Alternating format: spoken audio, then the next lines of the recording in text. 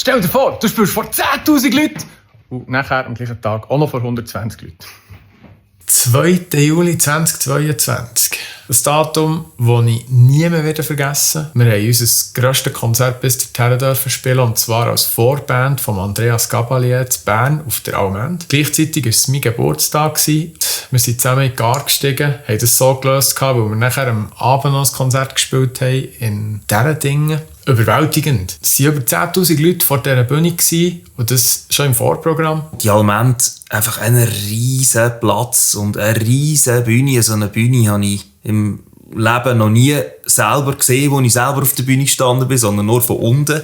Es war so heiß, wie es nur sein kann, halt so auf einem Betonplatz. Und eine Stimmung, schon bei uns als Vorband, Welt einfach Affen genial. Wahnsinnig gewesen. Die halbe Stunde ist mir vorgekommen wie 2 Minuten. So schnell wie es gegangen ist es auch schon wieder durch gewesen. Die Kehrseite der Medaille ist dann am Abend. Wir sind dann auf das Ding, das Highway Festival.